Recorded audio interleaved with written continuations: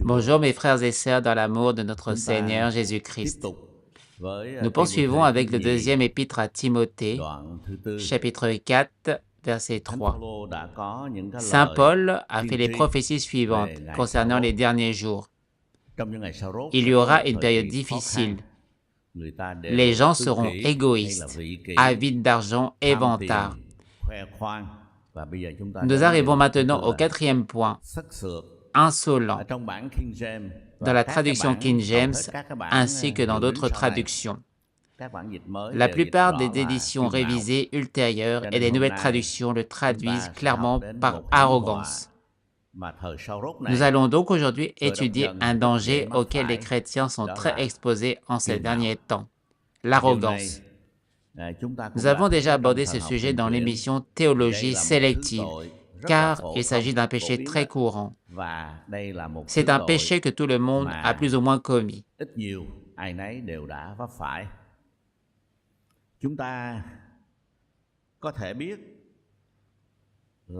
Nous savons que l'arrogance existait avant la création du monde, avant même l'histoire de l'humanité,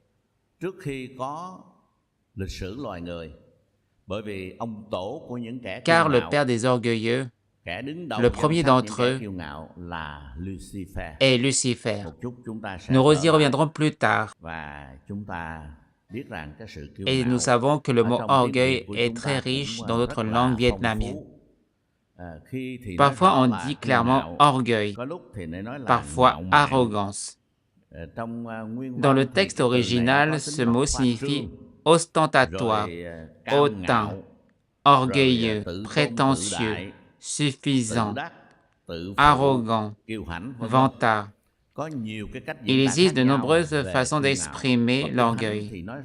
Et la Bible dit très clairement que c'est un péché et même un péché très dangereux. Un érudit biblique a dit « Dieu punit l'orgueil plus sévèrement que les autres péchés ». Je pense que nous reviendrons plus tard sur ce sujet. Dieu punit les orgueilleux, ceux qui commettent ce péché plus sévèrement que les autres. Le sujet de l'orgueil humain est trop vaste pour être traité en si peu de temps. Si nous le divisons en plusieurs leçons, c'est difficile, car nous aurons encore d'autres sujets à apprendre. C'est pourquoi je vais essayer d'être bref. Dans le langage populaire, on dit aussi « les vases vides font plus de bruit ». Un tonneau vide fait beaucoup de bruit, tandis qu'un tonneau de bonne qualité, bien rempli, en fait évidemment moins. De même, les personnes arrogantes et outrecuidantes sont souvent vides de toute qualité.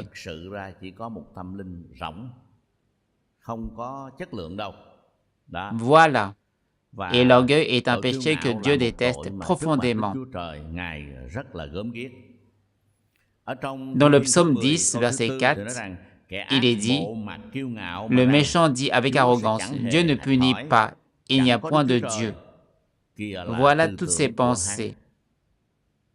Les personnes arrogantes se prennent elles-mêmes pour le centre de tout, comme le dit le livre de Philippiens, chapitre 3, verset 19. Ils ont pour Dieu leur ventre. Le moi est au centre de leur vie et remplit leur cœur, de sorte que Dieu n'y est pas présent. Ou alors, sa présence est très faible. Une personne orgueilleuse n'a généralement pas confiance en Dieu et ne consacre pas de temps à la prière et à la communion avec lui. Ce n'est que lorsqu'ils sont en danger qu'ils l'invoquent à contre-cœur. Ils appellent « Oh mon Dieu !» comme le font les gens du monde, ou ne prient Dieu que lorsqu'ils en ont besoin. Or, c'est une chose très mauvaise aux yeux de Dieu. Dans le psaume 138, verset 6, il est écrit « L'Éternel est élevé, il voit les humbles, et il reconnaît de loin les orgueilleux. » Dieu reconnaît tout particulièrement les orgueilleux et les discerne de loin. Quelqu'un a demandé à un érudit Quelle est l'activité habituelle de Dieu?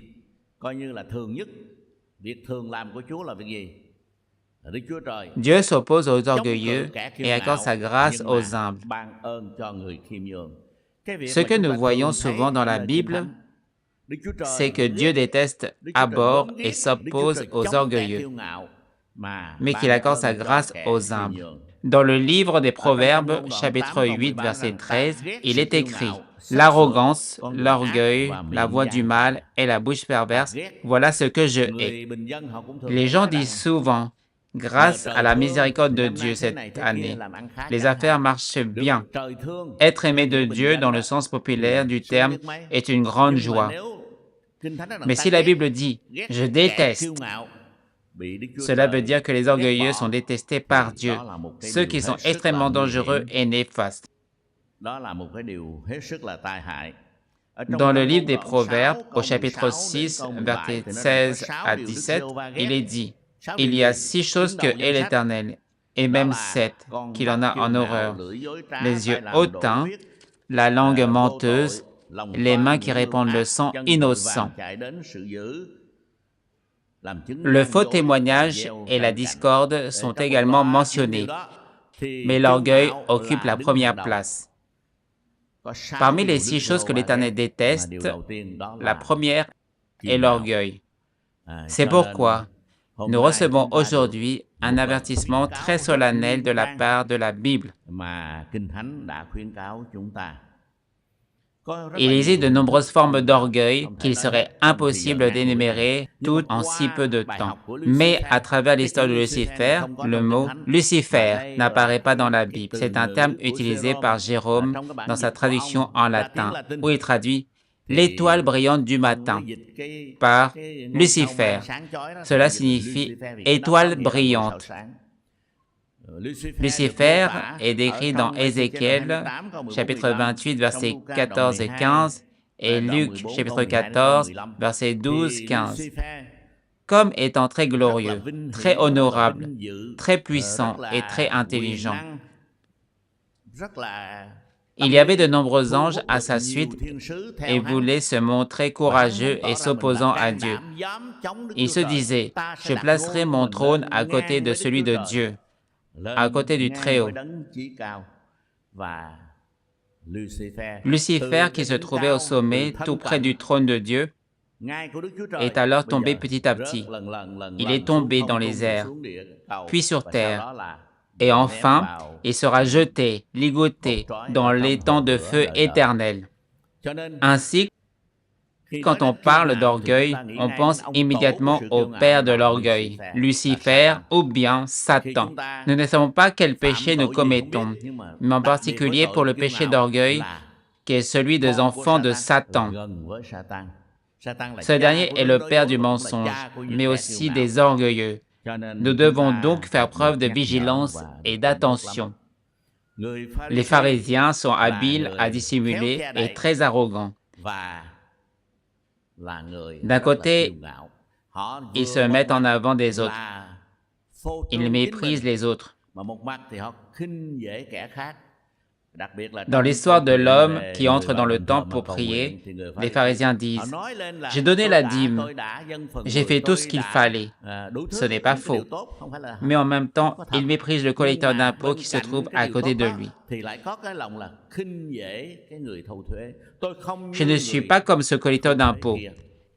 Et lorsque l'homme sort du temple, ou même à l'intérieur, le Seigneur dit que seul le collecteur d'impôts est juste, mais pas le pharisien. La particularité des pharisiens est qu'ils sont très doués pour dissimuler, pour jouer la comédie, pour se mettre en avant, mais en réalité, ils sont très éloignés du Seigneur. De même, une personne douée, comme Lucifer, est capable d'enseigner, de prêcher, de témoigner, de diriger, de secourir, de persuader les autres, etc. Elle a de très nombreux points forts, mais elle est orgueilleuse, ce qui efface tout le reste. Et cela fait sombrer la personne de plus en plus bas jusqu'à l'enfer. Nous nous souvenons de l'église de Corinthe que Paul décrit comme une église où il y a beaucoup de dons. Ils avaient le don de parler en langue, le don de prophétie, le don d'enseigner, le don d'administrer. Oui, c'est vrai, ils avaient de nombreux dons. Aucun ne leur manquait, selon 1 Corinthiens chapitre 1. Mais la Bible dit qu'ils sont devenus arrogants. Ceux qui suivaient un parti, ceux qui suivaient un autre, se disputaient entre eux. Lorsqu'on possède de nombreux dons et talents, il faut faire preuve de prudence, car le risque de devenir orgueilleux est élevé. L'orgueil se manifeste en effet par la division en factions et la création de partis au sein de l'Église du Seigneur.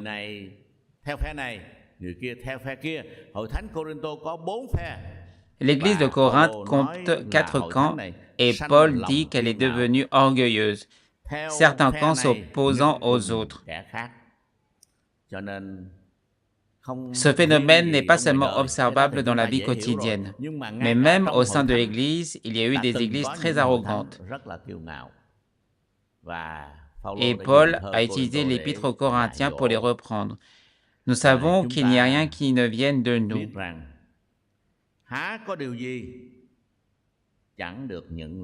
Dans le premier Épître aux Corinthiens, au chapitre 4, verset 7, il est écrit que nous sommes présents sur terre, non par nous-mêmes, mais par Dieu, qui a disposé que nous soyons ici. Dieu m'a façonné de manière effrayante et étrange. Il m'a créé, il m'a permis d'être présent dans ce monde. Ce n'est pas moi qui l'ai fait. Quand je suis né, je ne pouvais ni marcher, ni me tenir debout, ni travailler. Ceux qui ne croient pas en Dieu disent fièrement, « C'est nous qui avons tout fait. » Mais que pouvaient-ils faire à la naissance? Ils sont totalement dépendants et s'ils vivent longtemps, ils considèrent qu'ils ont une longévité et selon eux, c'est une bénédiction. Dans le livre de Genèse, il est écrit que l'âge maximal est de 120 ans. Imaginez-vous, quand une personne atteint l'âge de 120 ans, que peut-elle tout faire? Elle ne peut plus contrôler quoi que ce soit. Je vois l'image d'un vieil homme de 90 ans qui parle et dont la salive coule sans qu'il puisse la contrôler. Que faire? Puis après avoir parlé un moment, il s'embrouille et répète la même chose 20 ou 30 fois. « Grand-père, tu l'as déjà dit plusieurs fois, mais tu as oublié. » Je ne suis pas loin de cette situation et je n'aime vraiment pas cette situation. Je n'aime pas vivre aussi longtemps. Généralement, à 90 ans, c'est déjà comme ça. Alors, imaginez à 100, 110 ou même 120, si on était comme Moïse, vivre sans perdre la vue ni la force, là, ce moment serait vraiment génial. Mais en règle générale, passé 100 ans, on n'a plus de dents. Même avec des implants ou des soins esthétiques, ce n'est pas stable. Cet âge n'est plus adapté, la peau est ridée, même avec des liftings, retouches, peu importe ce qu'on fait, on ne peut pas y échapper. Voilà, certaines personnes sont très charmantes, très belles, elles se soignent, mais ne peuvent pas cacher leur âge. Et c'est l'âge réel en années. Si vous avez 60 ans, même si vous avez un look très jeune, vous avez quand même 60 ans. Je me souviens d'une actrice célèbre, Liu Xiaoxing. Je ne m'en souviens plus très bien. Mais ma fille disait qu'elle avait tellement fait de chirurgie esthétique qu'à 70 ans, elle jouait souvent des rôles de jeunes filles, de 18 ou 20 ans. Mais ça ne fonctionnait pas. Les gens l'appellent une sorcière en Chine parce qu'elle refuse de vieillir. Mais il ne s'agissait que d'une apparence. Sa voix et tout le reste, comme sa peau, ses cheveux. Mais à 90 ans, comment faire encore des retouches? Comment faire plus de chirurgie esthétique? Et à 95 ans, puis à 100, que se passe-t-il? C'est très triste. Nous ne pouvons donc pas toujours contrôler notre corps. À la naissance, nous ne pouvons rien faire par nous-mêmes. Et à la fin de notre vie, nous sommes vieux et nous redevenons comme des enfants.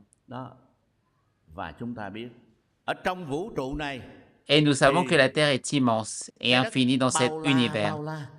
Dans le livre d'Ésaïe, au chapitre 40, il est écrit « Voici les nations sont comme une goutte d'eau dans un seau, comme de la poussière sur une balance. » Depuis l'époque de Noé, soit environ 600 ans avant la naissance de Christ, Tous les grands hommes, les érudits, les dirigeants, tous les peuples sont comme un grain de poussière qui tombe sur la balance. Les balances d'autrefois n'étaient pas aussi sensibles que les balances électroniques d'aujourd'hui, mais c'est comme un grain de poussière qui tombe sur une balance.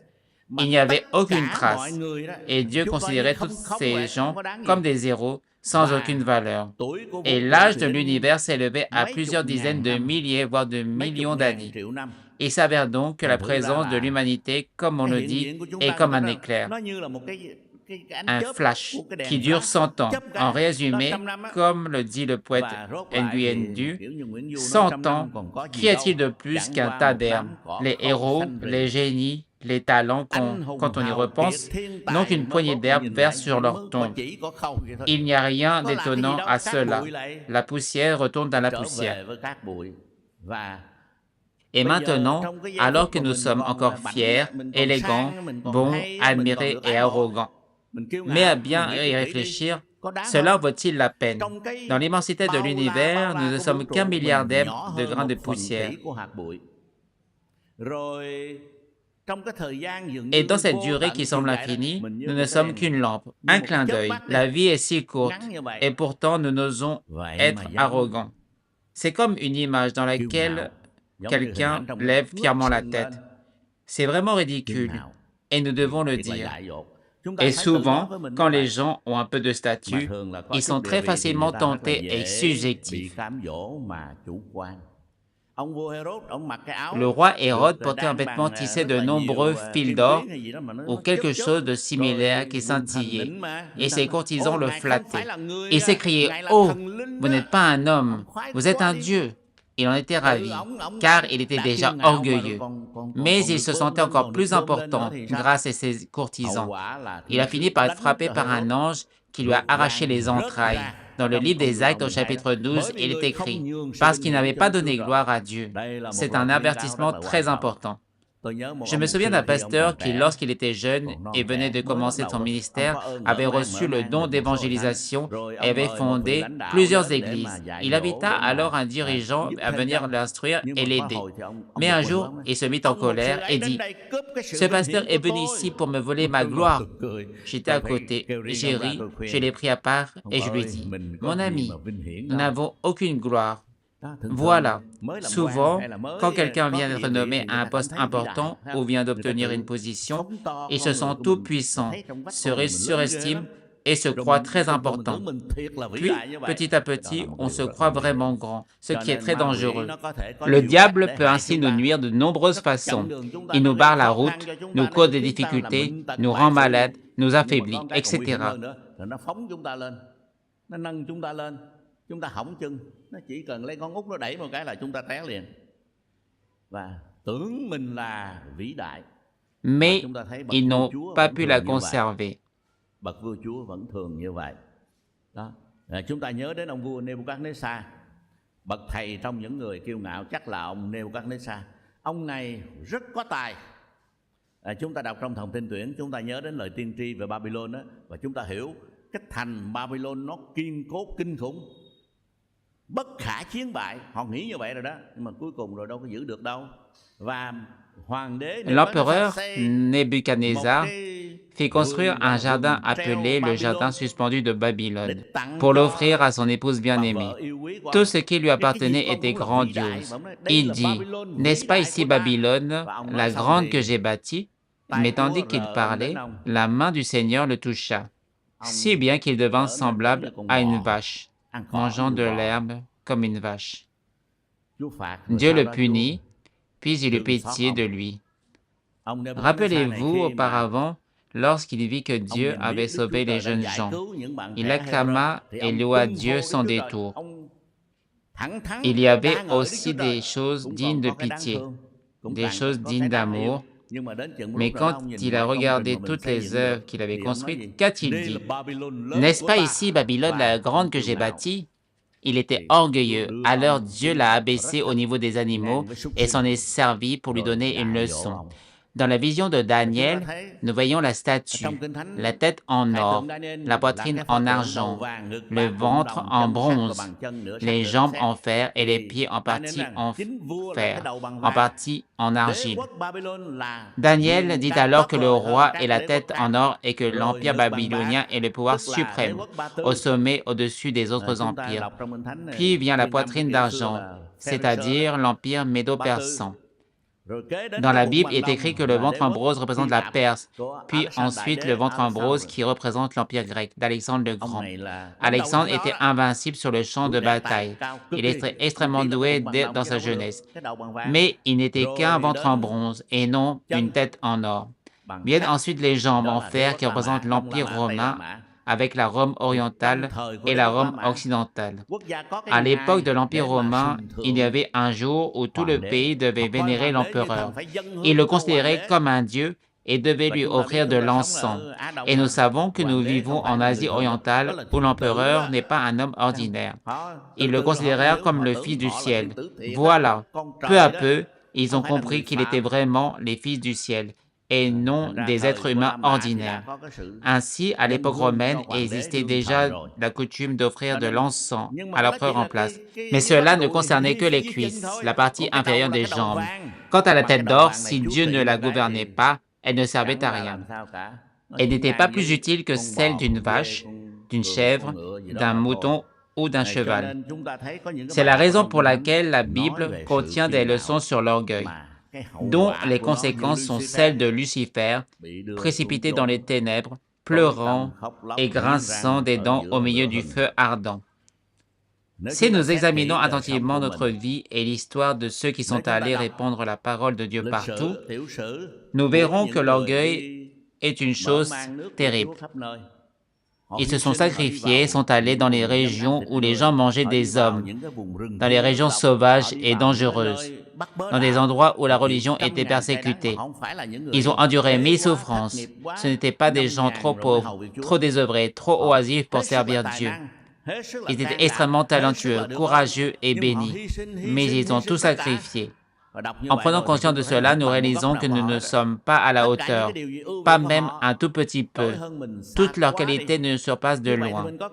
Avons-nous donc raison d'être arrogants? Nous n'avons aucune raison d'être arrogants. Nous avons quelques petits avantages, mais les autres en ont des milliers, des dizaines, des milliers de fois plus que nous.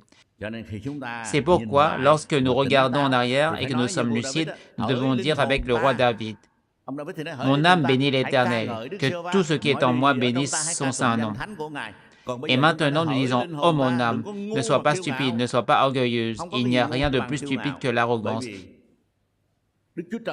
car Dieu résiste aux orgueilleux.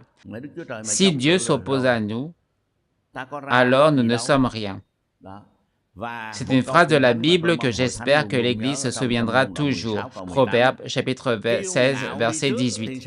L'arrogance précède la ruine et l'orgueil précède la chute. Mieux vaut être humble avec les humbles que de partager le butin avec les orgueilleux.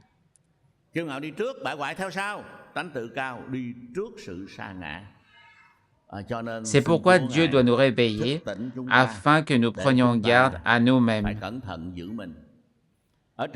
Dans le livre Deutéronome, au chapitre 8, versets 17-18, « Garde-toi de dire en ton cœur, ma force et la puissance de ma main m'ont acquis ces richesses. Nous avons peu de biens et nous pensons que c'est grâce à notre sagesse, à notre talent ou à notre force physique que nous avons réussi. » Attention! Lorsque nous voyons un panneau indiquant « Attention », c'est peut-être que nous approchons d'un endroit dangereux. Attention! Ne croyez pas que c'est votre sagesse, votre force ou votre travail qui ont accompli ceci ou cela. Je me souviens des paroles d'une femme qui n'avait jamais travaillé de sa vie, qui n'avait jamais gagné sa vie, mais qui s'était contentée d'être femme au foyer. Un jour, a dit à ses enfants, à toute sa famille, « C'est moi qui ai fait tout ça. » Cette phrase est très impressionnante. Nous avons tous contribué, peut-être chacun un peu, mais croire que c'est moi qui ai fait tout ça est très dangereux. Comment peut-on dire « à moi seul » Combien de personnes ont contribué? Combien de grâces Dieu nous a-t-il accordées? Vous n'avez reçu qu'une petite partie et vous dites déjà, à moi seul. Et je répète souvent cette phrase, cette Église, sans moi, voyons voir, sans moi, il n'y a que moi, rien de plus. Quand un grand homme meurt, quelqu'un d'autre prend sa place. Pensez à ceux qui se croient indispensables, alors qu'ils sont un peu meilleurs que les autres. Et Dieu aussi. Ne pensez jamais que vous êtes inégalable, indispensable. Il se peut que certaines personnes qui vous suivent ne soient pas à votre hauteur, mais beaucoup de personnes réunies, et surtout Dieu, restent sur cette pierre. Je bâtirai mon Église. Donc demandons à Dieu de nous sauver de notre subjectivité qui nous rend arrogants. Matthieu au chapitre 11, versets 28 et 29, le Seigneur nous enseigne à suivre son exemple. Venez à moi, vous tous qui êtes fatigués et chargés, et je vous donnerai du repos. Prenez mon joug sur vous et recevez mon instruction, car je suis doux et humble de cœur, et vous trouverez le repos pour vos âmes. Dans le livre de Romains, au chapitre 8, versets 28 et 29, toute chose concourt au bien de ceux qui aiment Dieu. Oui, mais la Bible dit clairement, que dit le verset 29?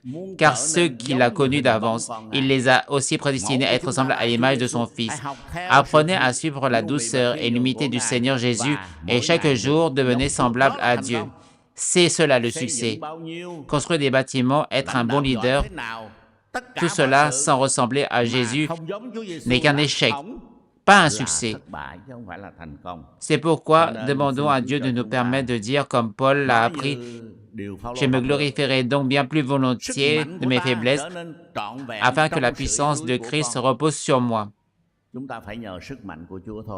Que dit Matthieu au chapitre 5, verset 3? « Heureux les pauvres en esprit. » Le mot « pauvre » signifie ici la faillite spirituelle. Cela signifie que nous sommes complètement impuissants face au péché et que nous ne pouvons pas faire grand-chose qui ait une valeur spirituelle ou éternelle. Comment sommes-nous sauvés?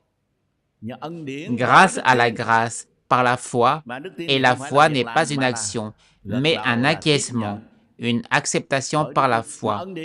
Et la grâce est un don accordé à ceux qui ne le méritent pas. Et dès que nous pensons que nous le méritons, nous ne recevrons plus la grâce. La grâce est un don accordé à ceux qui ne le méritent pas, un don gratuit. Le mot ancien signifie don accordé sans contrepartie, alors que Dieu nous aide à rester humbles, car il résiste aux orgueilleux et accorde sa grâce aux humbles. Le fleuve de la vie, l'eau de la vie, coule vers les bas-fonds. C'est pourquoi une vie humble, sans orgueil, est une vie que Dieu utilise. Une vie à laquelle il accorde sa grâce. Il y a des gens qui ont quelques diplômes, un peu de talent, un peu de succès, un peu de mérite et qui se bercent d'illusions en pensant « c'est grâce à moi ». Mais une telle façon de penser est mortelle et ne tient pas la route. Je n'ai pas le temps d'approfondir tous les aspects de cette question. Mais Dieu nous rappelle que nous devons nous garder de l'arrogance. Je le répète, Dieu punit le péché d'arrogance plus sévèrement que les autres péchés. Mais souvent, cette arrogance n'a pas besoin d'être criée sur tous les toits. Beaucoup de gens sont arrogants criant, en hurlant, en s'énervant. Mais beaucoup d'autres, à l'image des pharisiens dans le temple, prient à voix basse et sont tous aussi arrogants. Ce n'est pas le fait de crier qui rend arrogant. Il y a des gens qui sont arrogants dans leurs pensées. Les gens ne le voient pas, mais Dieu le voit. L'arrogance cachée est extrêmement dangereuse. C'est pourquoi nous demandons à Dieu de nous sauver, car il arrive que le diable mette en nous des pensées arrogantes, comme il a fait avec David en lui suggérant de recenser la population pour connaître le nombre des soldats. À Juda, à Benjamin, dans les 12 tribus, maintenant je suis célèbre. J'ai gagné toutes les batailles. Et le malheur s'est abattu de manière terrible. Nous avons étudié ce passage il y a quelques semaines. Aujourd'hui, nous prions donc Dieu de nous préserver de la faute de l'arrogance. Je me souviens qu'une fois, un représentant du peuple Ko'o est venu nous voir. Il a dit que la caractéristique des Koho, c'est qu'ils sont très arrogants. Je me suis demandé, qu'est-ce que les Koho ont de si arrogant? Ils s'habillent avec des pagnes, mais la caractéristique est d'être très arrogant. Cet homme parlait de son peuple avec franchise. Et je pense que nous, les Vietnamiens, où que nous allions, avons toujours cette idée de fierté nationale. Mais cela va plus loin, c'est de l'arrogance. Pourquoi? Nous avons gagné la guerre. Gagné, gagné, gagné et gagné. Et à l'avenir, nous gagnerons encore. C'est ce que nous pensons. Mais ce tonneau est peut-être vide, c'est pourquoi il fait tant de bruit. Que Dieu nous rappelle à partir de l'événement national, jusqu'à notre vie personnelle, puis dans notre communauté, que Dieu nous aide à nous souvenir. Heureux les pauvres en esprit, heureux ceux qui se reconnaissent spirituellement ruinés, conscients qu'ils ne sont rien, car ils hériteront du royaume des cieux. Que Dieu utilise les paroles d'aujourd'hui pour nous rappeler, nous réveiller et nous avertir. Et nous qui marchons dans la douceur et l'humilité à l'image du Seigneur. Amen. Đời tôi lấy thập tự làm hiến vinh, cao ngất trên thời cuộc điều linh. Nghìn tia sáng kinh thánh rao chiếu kia, rao chiếu trên đỉnh thập tự kia.